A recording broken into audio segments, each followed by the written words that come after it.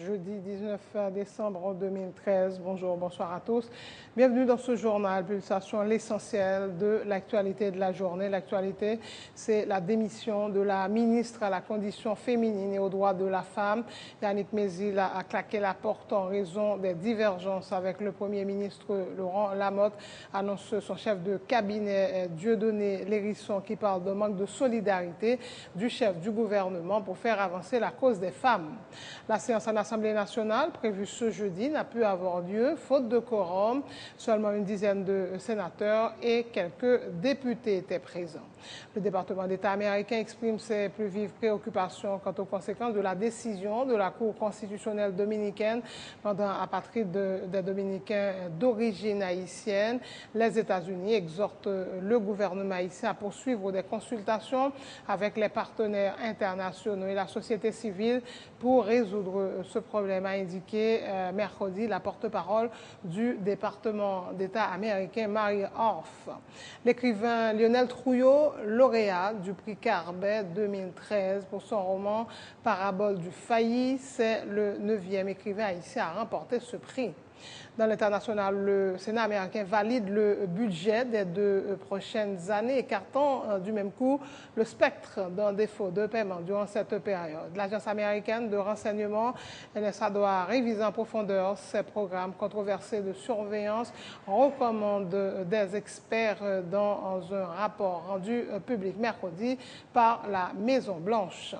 L'exploit du club marocain, le Raja Casablanca, qui s'est qualifié pour la finale du mondial des clubs de la FIFA en battant les Brésiliens de l'Atlético Mineiro 3-1. Il retrouvera le Bayern Munich samedi en finale. Voilà, mesdames et messieurs, pour le menu du journal.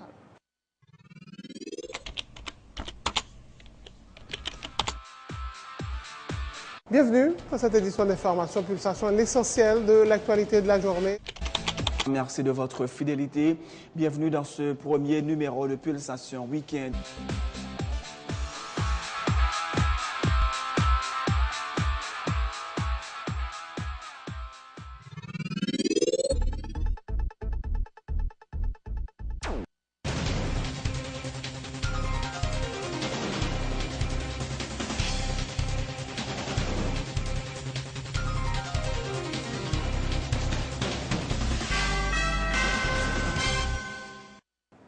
L'actualité, c'est la démission de la ministre à la condition féminine et aux droits de la femme.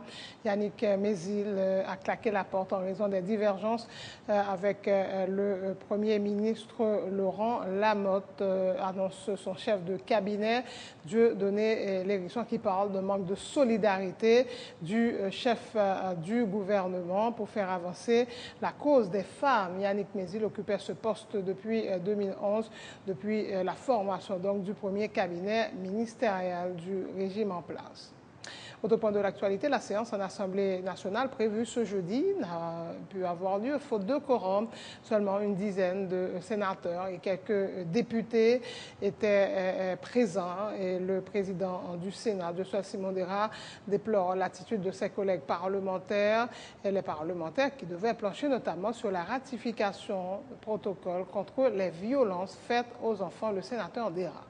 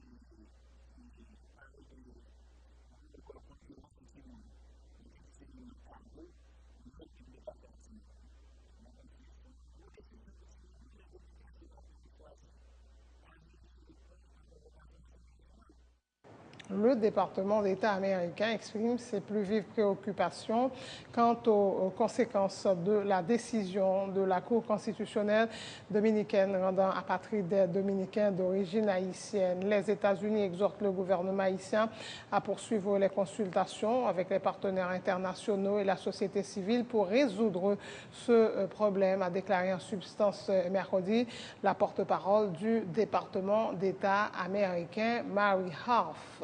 Le député Akluche Louis Jeune désapprouve la décision des autorités haïtiennes de former une commission mixte avec la République dominicaine sur des questions portant notamment sur l'arrêt 168-13 du tribunal dominicain. Le parlementaire estime qu'il s'agit d'un mauvais choix car les instances internationales sont déjà saisies de la question. Les autorités haïtiennes auraient dû laisser la communauté internationale continuer à pressurer les Dominicains, estime Akluche Louis Jeune. Le parlementaire affirme d'ailleurs ne pas s'attendre à des résultats satisfaisants de la part de la commission bilatérale.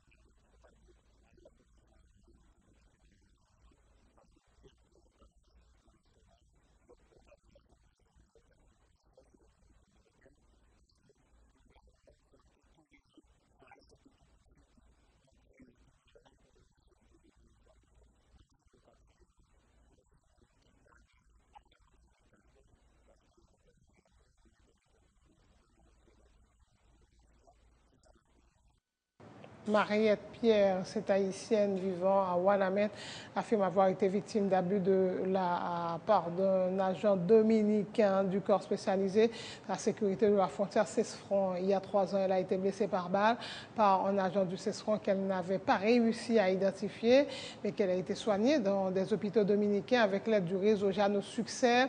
Madame Pierre, mère de 5 enfants, est aujourd'hui paralysée et ne peut plus travailler pour prendre soin de sa famille. Elle réclame justice et réparation.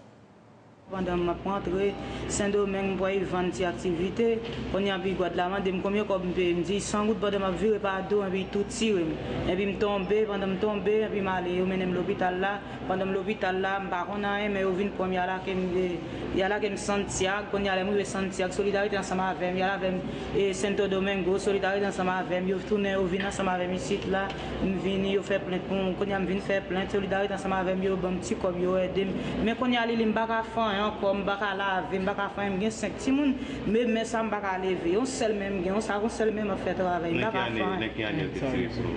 année 2010 là année ça va y passer 3 ans 3 ans et il est toujours accompagné. Solidarité toujours accompagné. Mais quand il y a un bac à faire encore, un bac à laver, un bac à faire, il y a 5 petits gens pour les 5 l'école.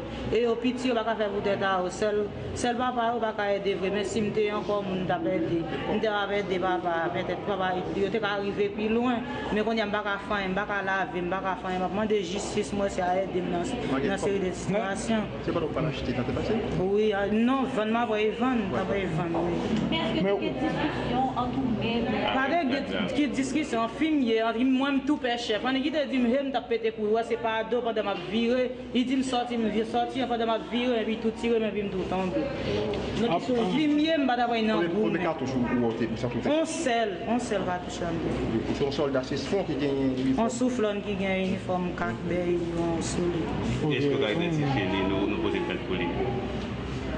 Non, comme on aime te tomber, je ne vais pas faire figuer. Parce que solidarité pas accompagné pour identifier et puis que dans côté plainte pour lui.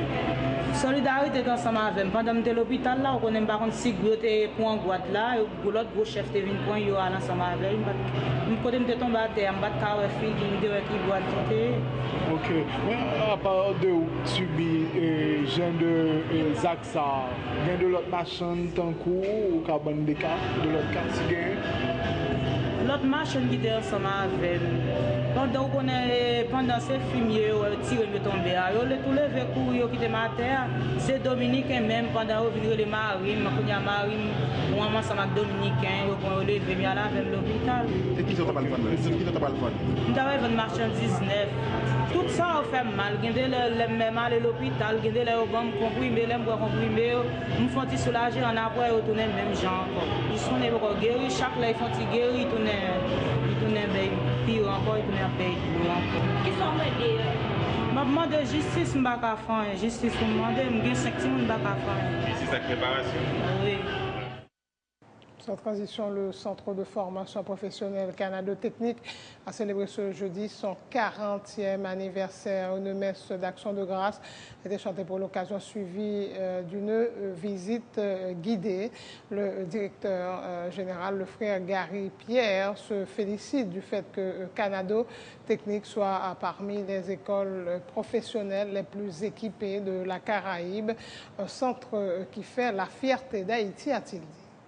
Pendant 40 ans, formation a compris entre 3 000 et 4 000. Autrefois, nous avons travaillé en APO, approche par objectif. Et maintenant, nous travaillons dans APC qui c'est approche par compétence. Nous sommes capables de dire actuellement, nous mieux équipés.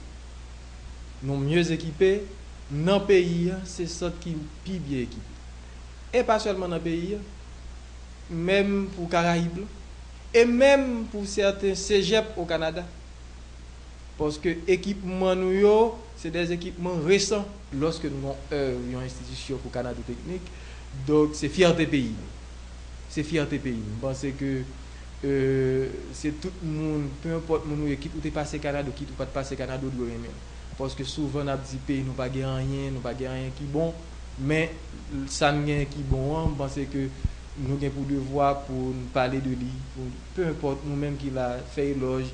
Nous avons centre dans le pays, là, dans le Caraïbe, là, nous avons pour entrer dans le cursus de formation, nous, stage dans les entreprises.